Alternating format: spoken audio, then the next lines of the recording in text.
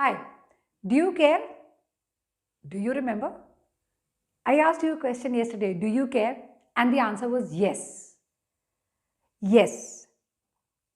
Personal's chain of spirit, initiative, work, commands, subordination of individual interest to general interest of the organization. So I care. You know what I did? I changed the technique of learning from acronym to a sentence form. This time we are going to use a new technique of learning our principles. First 7 was continuation of what we did in the video of first chapter, that is making an acronym. Now what we are doing is sentence form. We are making the sentence on the various principles, picking up the keywords. So what have I picked up? Yes, personnel. Now what do we mean by personnel? Stability of personnel, right? Next, chain of spirit. Chain means what? Scalar chain. Chain comes from here. Of a spirit. Spirit means what? Esprit de corps. Initiative, as it is. As it is initiative. Work, division of work. We are picking from here. Commands, unity of command. Command here. Subordination of individual interest to general interest of organization. Subordination of individual interest to general interest of the organization. Complete. So usually what we tend to do is we forget this principle often. So I have given you the complete principle. What does it do of the organization? So I care. We changed the technique of learning from acronym to sentence formation, and this time in this chapter all learning after these principles will be in sentence formation. Now one word meaning of all the 7 principles.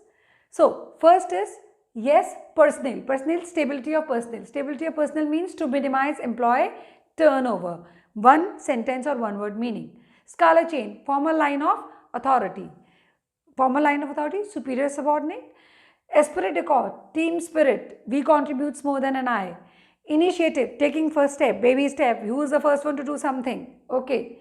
Division of work, to divide and subdivide the work. Divide and subdivide work. Unity of command, one boss, many subordinates. So one boss is going to order at one time in one place. One boss is required and there can be many subordinates, because if there are too many bosses, it brings out a different kind of problem. We'll discuss that later on.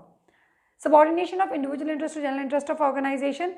So organizational interest should always be more or should supersede than the individual interest. So at the time of individual interest, you have to first pursue the organizational interest. I'll give you examples. I'll explain it to you later on. First, we start with the stability of personnel. What I've done out here is that I've not worked in chronology. Why? Because this principle needs a lot of explanation. So I'll pick it up later on. I'll just start with stability of personnel. After that, I'm doing next principle as division of work. So whatever I'll be doing, I'll be tick marking it out here. Starting with stability of personnel. कभी आपने किसी bank employ को पूछा कि भाई आपका transfer कितने time में होता है? वो आपको बताएगा जी मेरा ट्रांसफ़र जो है 3 साल में होता है. 3 साल में ट्रांसफ़र होता है, क्यों? कहते हैं भाई देखो, जो बंदा लेकर आए हो ना उसको अपने पास रखो, उसके ऊपर पैसा खर्च करो, उसको ट्रेन करो, उसको रिक्रूट करो, उसको सिलेक्ट करो. जब उस पर पैसा खर्च कर चुके हो उसके बाद देखो कि वो कैसा काम करता है, उसको टाइम दो अपना रिजल्ट दिखाने के लिए, और उसके बाद आप उसको ट्रांसफ़र कर सकते हो कई नई जगह के लिए. क्योंकि हो सकता है 3 साल में वो एडजस्ट ना हो पाए या फिर वो ज़्यादा एडजस्ट हो जाए, तो either of the situation are not good for the organization. तो हम 3 साल बाद उसको वहाँ से we send him to the next place, transfer कर देते हैं. बट ऑन नो ग्राउंड कभी भी ऐसा नहीं होना चाहिए कि people should be you keep on shifting the people after very less time. Suppose करो आपकी क्लास पे आपको क्लास टीचर, एक दिन आप आते हो, आपको पता लगता है जी आपकी एक क्लास टीचर है, आप एक हफ्ते तक उसके साथ रेपो बनाते हो. नेक्स्ट वीक आते हो, आपको पता है आपकी क्लास टीचर चेंज हो गई. थर्ड वीक आते हो, आपको फिर पता लगता है आपकी क्लास टीचर चेंज हो गई. ऐसे निकल जाता है. थर्ड वाली के साथ समर वेकेशन तक टाइम निकल जाता है. समर वेकेशन के बाद पता चलता है जी नेक्स्ट टाइम आप वापस आए, आपकी फिर क्लास टीचर चेंज हो गई. रेपो बनाने में कितना टाइम लगता है, और हमने उस एम्प्लॉय को, जो उस टीचर है, उस टीचर को इतना टाइम भी नहीं दिया कि वो बच्चों के साथ इंटरेक्ट कर सके, कि बता सके कि हाँ जी क्या काम करना था. तो इसमें क्या हुआ, ऑर्गेनाइजेशन ने अननेसेसरली एक ऐसे बंदे को रिक्रूट किया, सिलेक्ट किया और ट्रेन किया जिसने कॉस्ट बढ़ा दी ऑर्गेनाइजेशन की. ये जो चेंजेस थे ये रिक्वायर्ड नहीं थे, that was not required. Time दो उनको, इनफ टाइम दो कि हाँ वो अपना रिजल्ट दिखाएं और फिर उनको चेंज करो। आपको स्टेबिलिटी ऑफ टेन्योर का एक बहुत अच्छा एग्जाम्पल बताती हूँ। देखिए, बहुत सी ऑर्गेनाइजेशन है लोगों को स्टेबल रखती है, बहुत सी ऑर्गेनाइजेशन है जो स्टेबल नहीं रखती हैं। अभी येस बैंक का लेटेस्ट प्रॉब्लम हुई, all of a sudden yes bank जो है वो इंसॉल्वेंट डिक्लेयर हो गया। अभी तक नहीं पता कि उनके एम्प्लॉयज़ का क्या बना है। Is there any stability out there of tenure और of the personal people? So क्या कहते हैं स्टेबिलिटी ऑफ पर्सनल? मतलब we should not shift people from one place to another, we should give them time to adjust and to show results, and it is done for the purpose of minimizing wastage and making people efficient to work in the organization. आते हैं stability of tenure पे। Employ should not be move from their positions frequently, नहीं move करना, नहीं move करना, not to be moved. Employ turnover, turnover मतलब छोड़ के जाना वाला, should be minimize to maintain organizational efficiency. भाई आप एक बंदे को लेकर आते हो और निकाल देते हो, एक महीने बाद दूसरे बंदे को लेकर आते हो निकाल देते हो, वो एक बंदा एक महीने में भी एडजस्ट भी नहीं होता और आपने निकाल दिया। अरे टाइम तो दो एडजस्ट करने के लिए, और उसको अपनी ऑर्गेनाइजेशन के हिसाब से ट्रेन करो। अगर उसको नहीं समझ में आता रीट्रेन करो और फिर उसको अपनी ऑर्गेनाइजेशन में स्टेबलाइज करो। All right, person should be selected, आ गया, appointed after due and rigorous procedure. भाई एक बहुत सिंपल सी बात है, अगर आप एथिकली काम कर रहे हो ना और ड्यू और रिगरस प्रोसीजर ले रहे हो, कोई नेपोटिज्म नहीं है, तो स्टेबिलिटी कायम रह सकती है और आपके अननेसेसरी जो खर्चा है वो भी नहीं होगा। Once selected should not be move नहीं करना, नहीं मूव करना। Should be given reasonable time to show result, very important बात, आपको टाइम देना चाहिए रिजल्ट दिखाने के लिए, ठीक है। Management should remove feeling of insecurity. जिस बंदे को ऑर्गेनाइजेशन में इनस्टेबिलिटी और इनसिक्योरिटी आ गई, बंदा खुद ही ऑर्गेनाइजेशन छोड़ने की सोचता है, not a very good idea. People love to work in an organization where there is a stable environment. In case employee have leave organization, they leave the organization, क्या हो जाती है, कॉस्ट इंक्रीज हो जाती है। क्या है ना, आपने एक बंदे को 1 महीने का या 2 महीने का या 3 महीने का टाइम दिया और उसको ट्रेन किया अपने हिसाब से, और वो ऑर्गेनाइजेशन से आप उसको निकाल देते हो, तो वो जो 3 महीने की सैलरी थी उसको जो ट्रेन करा, वो सारे रिसोर्सेज उसके ऊपर लगाए, उसको सिलेक्शन किया, वो सारा आपका कॉस्ट का क्या था, वेस्टेज था। इन टर्म्स ऑफ रिक्रूटमेंट, याद है हमने पॉज को करा था, प्लानिंग, ऑर्गेनाइजिंग, स्टाफिंग में हमने बात करी थी रिक्रूटमेंट, ट्रेनिंग और सिलेक्शन की। रिक्रूटमेंट मतलब जब हम किसी बंदे को सर्च करते हैं, ट्रेनिंग मतलब उसकी स्किल को बेटर करते हैं, और जब हम उसको चूज़ करते हैं तो हमें ध्यान रखना चाहिए कि हम अननेसेसरी अपनी कॉस्ट ना बढ़ाएं। No frequent transfer and termination, बिल्कुल भी नहीं। कोशिश करो ऑर्गेनाइजेशन में से किसी को ना निकालो और उसको बार बार ट्रांसफ़र भी मत करो, टाइम दो रिजल्ट दिखाने के लिए। स्टेबिलिटी ऑफ पर्सनल, इसको हम स्टेबिलिटी ऑफ पर्सनल के साथ साथ कई बार इसको stability of tenure of personal भी बोलते हैं और खाली स्टेबिलिटी ऑफ टेन्योर भी बोलते हैं। टेन्योर मतलब टाइम। ओके, यह आ गया आपका stability of personal. Next we start with division of work. काम को क्या करना है, डिवाइड सब डिवाइड करना है। काम को डिवाइड सब डिवाइड करना बहुत ज़्यादा ज़रूरी होता है। क्यों ज़रूरी होता है?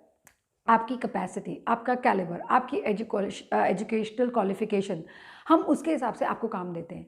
आपकी जो मास्टरी है या आपकी जो फिनिश है वो है किसी एक पर्टिकुलर सब्जेक्ट में, सपोज करो इकोनॉमिक्स में, और मैं आपको अकाउंट्स पढ़ाने के लिए दे देती हूँ, क्या करोगे आप? मेरे साथ ट्राई करो, मेरी जो फिनिश है वो बिजनेस स्टडीज़ में, आप गलती से मुझे इकोनॉमिक्स दो, मेरा पक्का वादा है एक भी वीडियो नहीं देखोगे, कुछ भी नहीं होगा और सारी क्लास फेल हो जाएगी। वादा है, मैं वादा कर रही हूँ, because I am not an economics teacher. So division of work as per educational qualification, as per capacity, caliber, हमें डिवाइड करना चाहिए, सब डिवाइड करना चाहिए काम को।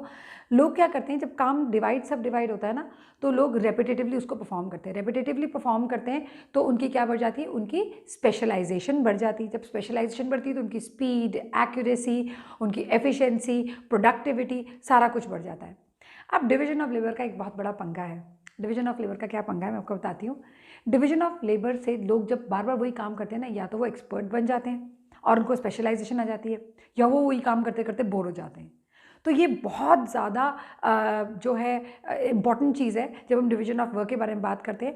जैसे एक ऑर्गेनाइजेशन का एग्जांपल लेते हैं, एक सिविल कॉन्ट्रैक्टर है, ठीक है, उसको बोला जाता है कि भाई आप एक घर बनाइए जाकर, तो वो क्या करेगा, सिविल इंजीनियर लेकर आएगा, इलेक्ट्रीशियन लेकर आएगा, प्लम्बर लेकर आएगा, मेजन लेकर आएगा, लेबर लेकर आएगा, बहुत सारे लोग लेकर आएगा। काम क्या कर रहा है, डिवाइड सब डिवाइड कर रहा है as per the capacity caliber of the people. अब क्या है, लेबर वही काम कर करके थक गई, मोनोटनी हो गई, तो वो नहीं भी कर सकते। लेकिन अगर लेबर को लगे कि हम ये काम बहुत बढ़िया तरीके से कर सकते हैं, हमसे बढ़िया कोई कर ही नहीं सकता, तो स्पेशलाइजेशन आ गई। थोड़ा सा ह्यूमन बिहेवियर वाला एस्पेक्ट आता है यहाँ पर, बट डिवीजन ऑफ वर्क अपनी जगह एज इट इज स्टैंड करता है। अरे मैं आपको एक चीज़ बताना ही भूल गई डिवीजन ऑफ वर्क के बारे में। डिवीजन ऑफ वर्क या डिवीजन ऑफ लेबर के बारे में एडम स्मिथ करके एक इकोनॉमिस्ट था, उसने क्या करा, एक छोटी सी पिन बनाने की फैक्ट्री में उसने क्या टारगेट प्रोडक्शन सेट कर दिया। उसने कहा कि हम एक पिन बनाने के प्रोडक्शन को 18 डिफरेंट यूनिट्स में डिवाइड करेंगे और एक दिन में एक वर्कर 4800 यूनिट्स बनाएगा और 10 वर्कर्स होंगे, और जो वो 10 वर्कर्स होंगे ना 48,000 यूनिट्स पर डे देंगे। Can you believe? Way back in 1920s उसके आसपास एडम स्मिथ ने ये एग्जाम्पल दिया था एक किस चीज़ को बनाने के लिए, सेफ्टी पिन को एक पिन को बनाने के लिए, सॉरी एक पिन को बनाने के लिए। और इस चीज़ के ऊपर आप गौर कीजिए कि डिवीजन ऑफ वर्क कब से इंपॉर्टेंट है। तो क्या डिवीजन ऑफ वर्क का मतलब क्या है, ये एग्जाम्पल मैं देना भूल गई थी, it's a very important example. तो ये ज़रूर ध्यान रखिएगा कि जब डिवीजन ऑफ लेबर होता है तो क्या वो लोगों ने जब काम करा ना तो दो चीज़ें हुई। कुछ लोगों को लगा कि ये क्या, हमको काम सारा का सारा छोटे छोटे काम करने के लिए हमें लगा दिया, काम पूरी पिन बनाते थे। क्योंकि जो वर्कर्स होते हैं ना, जब वो काम कर रहे होते हैं तो उनको अगर कोई छोटी पार्ट ऑफ यूनिट बनाने को दिया जाए और पूरी यूनिट बनाने को दिया जाए तो वो उनको थोड़ा सा अनकंफर्टेबल होता है। लेकिन थोड़े टाइम में वो समझ गए कि जब वो एक ही तरह काम लगातार कर रहे थे तो वो क्या बन गए, उससे स्पेशलिस्ट बन गए, बार बार स्पेशलाइजेशन आ गई, एक्सपर्ट बन गए उससे, और उनकी प्रोडक्शन कैपेसिटी एक्चुअली में बढ़ गई। So they started liking the concept of division of work. So that is about division of work or division of labor. Next point हमारा आता है, यहाँ पर आपको याद हो स्टेबिलिटी ऑफ पर्सनल, नेक्स्ट हमने यहाँ चेन ऑफ स्कालर चेन लिखा है, ये मैं आपको बाद में समझाऊंगी, थोड़ा बड़ा प्रिंसिपल है, so will do later on. तो हमने करा स्टेबिलिटी ऑफ पर्सनल, हमने करा next division of work. Division of work मैं एक्सप्लेन करती हूँ, division and sub division of work, instead of giving 1 person complete job, सारा काम एक को नहीं देना। Division of work should be according to the capacity, caliber, experience, capability, qualification के हिसाब से होना चाहिए। इससे क्या आती है, स्पेशलाइजेशन आती है, क्योंकि लोग क्या बन जाते हैं यहाँ पर, लोग बन जाते हैं एक्सपर्ट, एक्सपर्टीज आ जाती हैं। It is applicable to factory, technical, manufacturing workers और मैकेनिकल वर्कर्स, कहीं पर भी it leads to increase in efficiency, ये रहा, स्पीड इंक्रीज हो गई, एक्यूरेसी इंक्रीज हो गई और प्रोडक्शन भी इंक्रीज हो गई, यही मैंने आपको बताया था। अब हम बात करते हैं नेक्स्ट प्रिंसिपल की, और नेक्स्ट प्रिंसिपल जो हमारा होगा वो हम लेंगे एस्पिरिटे कॉर्प्स। एस्पिरिटे कॉर्प्स का मतलब क्या होता है, टीम स्पिरिट। क्या ज़्यादा कंट्रीब्यूट करता है, we contributes more than I. Individual उतना काम नहीं कर सकता, तो हमें क्या चाहिए होती है, टीम। आपने वो मूवी देखी है चकते इंडिया, उसमें जो लास्ट गेम होता है, उस लास्ट गेम में इनिशियली वो जो है एक दूसरे के साथ कोऑर्डिनेट करके मिलके काम नहीं कर रहे होते, और क्या होता है कि गोल्स नहीं होते। लेकिन जैसे ही वो एक दूसरे के साथ कोलैबोरेट करते हैं, जब तक वो इंडिविजुअल काम कर रहे थे गोल्स नहीं हो रहे थे, हारने के चांसेस थे। जैसे ही उन्होंने एक दूसरे के साथ कोऑर्डिनेट करा, टीम में काम करना शुरू किया, टीम एफर्ट्स लगाए, तो क्या हुआ, they won that particular match. Hockey match था, ओके, ट्रू है, very live example of team spirit. सबसे ज़्यादा टीम स्पिरिट कहाँ चाहिए होता है, टीम स्पिरिट चाहिए होता है किसमें, हमारे को गेम्स में। Cricket team, we are all cricket fans, cricket lovers हैं हम सारे के सारे। हम अगर अपने कैप्टन की बात देखें ना तो हमें ये बात समझ आ जाएगी, कैप्टन क्या करता है गेम के बीच में, जहाँ पर लगता है कि कहीं फील्डिंग ठीक नहीं हो रही है, कोई बॉलिंग ठीक नहीं कर रहा है, या कुछ भी ग्लिच हो रहा है, तो वो क्या करता है, इमीडिएटली उनको बुलाकर इमीडिएटली लोगों की पोजीशन चेंज कर देता है, सब कुछ करता है। और लोग उसकी बात उस समय मानते हैं ऑन द फील्ड। क्यों मानते हैं, क्योंकि उनको पता है कि इंडिविजुअली कैप्टन कोई भी चीज़ में कॉन्ट्रीब्यूट नहीं कर सकता, it is a team effort which contributes to the organizational goal. So team spirit का मतलब क्या होता है, या स्पिरिट कॉर्प्स का मतलब क्या होता है, इसका मतलब होता है टीम स्पिरिट, इसका मतलब है we contributes more than I, and सारे के सारे इकट्ठे, people should work in teams, they should coordinate, cooperate to achieve the organizational goals. बिना टीम स्पिरिट के इंडिविजुअली कोई काम भी कंप्लीट नहीं हो सकता। I will give you the explanation very soon.